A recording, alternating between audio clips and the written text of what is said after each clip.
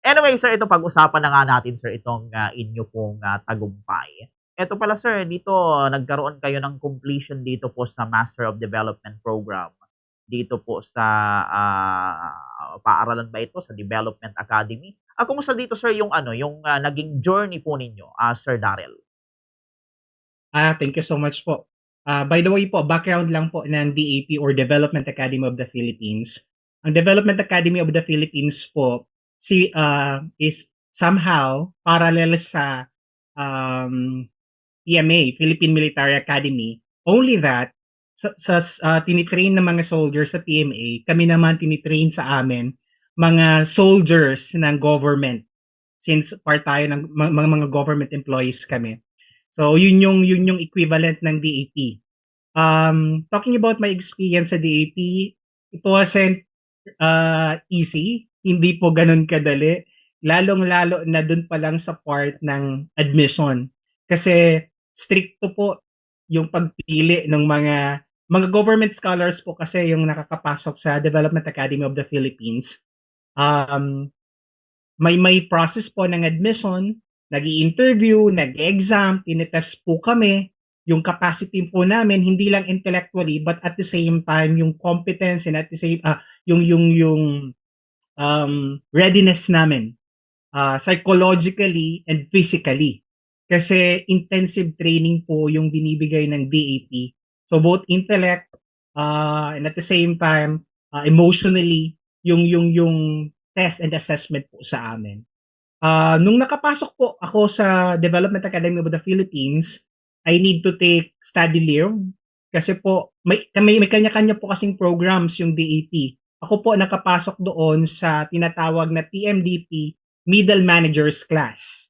Yung sa Middle Managers Class po, ito po yung kagaya ko, Dean ng College of Education. Being the Dean, PMDP MMC po kami. So, may training po kami na intensive 6 months in-house po sa ADAPT Conference Tagaytay. Then after the 6 months intensive training, capstone study po. So, yun yung naging entire journey para matapos and makapasa, makasama sa graduation. So, yun po yung training para sa aming mga middle managers class. 6 months intensive training, mga lectures po namin different professors and at the same time mga nasa different fields when it comes to leadership. So ang ganda po ng experience. Then after po ng completion ng 6 months intensive training lectures, yun po yung completion na ng aming capstone study.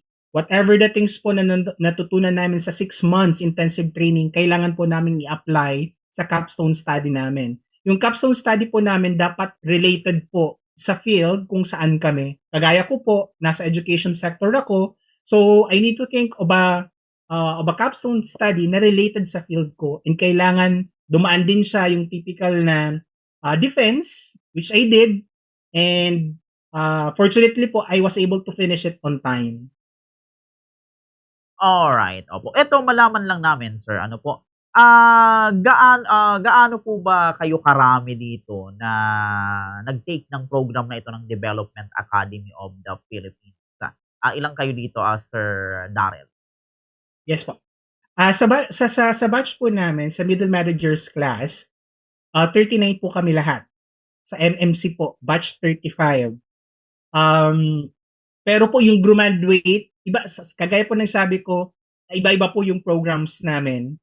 Meron pong certificate programs, may diploma programs. Sa amin po, equivalent po siya ng master's degree. Yung program pong nakuha namin, I mean yung tinake kong program. Sa batch po namin, the batch padayon, batch 35 padayons, 39 po kaming scholars across different fields, across the nation po yon. I'm very fortunate po na nakasama po ako and napili bilang scholar. By the way po, sa CBSUA po pala, 4 kaming graduate. Isa po doon is yung Vice President namin for Research in the name of Dr. Dariel. Sa kanya po yung program niya is Senior Executive Class. Kami po, Middle Managers Class. May kasama din po akong dalawa, si Ma'am Eloisa Igno and our former VPAA, Dr. Ana Miranya. Dr. Ana Miranya po sa aming tatlo, siya po yung pinakauna.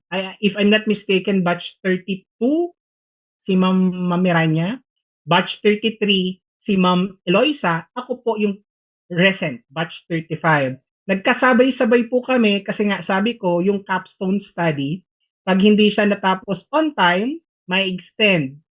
So, yun po yung nangyari sa journey naming tatlo.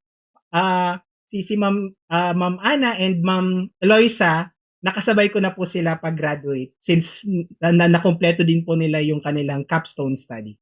Nasa akin po, to be honest, yung pressure kasi ako po yung current. So, by hook or by crook, kailangan matapos ko on time yung capstone kasi kung hindi, may iwan ako. Alright, yun, very well said, Sir Darrell. Ano, ito ba, Sir Darrell, pambuong Pilipinas itong sa development program na ito, Sir Darrell? Yes po. Kagaya nga po ng sabi ko, equivalent po ng DAP is yung PMA. The only difference is, soldiers yung tinitrain, kami naman soldiers na mga government employees. So, across the nation po yun. Yung selection po, matagal din yung proseso, even po yung pagpili kung sino yung mga scholars. Kasi po, kami is, once ma-admit, automatic po government scholar. So yung tuition, yung accommodation and all provided po ng government. Alright, yun. Puntahan natin, sir, yung naging ano ninyo rito, naging experience. Ano po, ano sir yung pinakamahirap na siguro chapter o yung pag-aaral natin dito? Ano yung pinakamahirap, sir, na experience na nadanas talaga natin dito sa pagpasok natin dito sa programang ito? And na-overcome naman natin, Sir Darrell. Yes po. Actually po, talking about the challenges, marami po talaga. Kasi sabi ko nga, intensive po yung training namin. Doon po kami nagstay sa DAP Conference Tagaytay for 6 months. So, unang-una po doon, malayo sa family.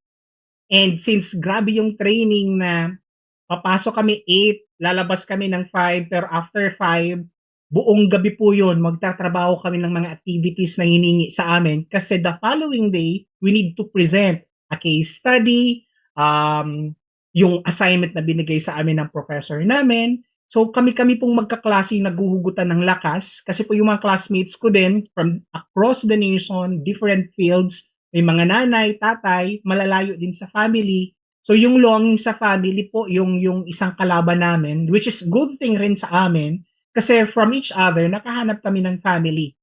So parang staying home away from home. Yun yung naging feeling namin kaya despite nung challenge na pagiging malayo, yung longing, nakahanap kami ng family sa kanya-kanya naming mga kaklase.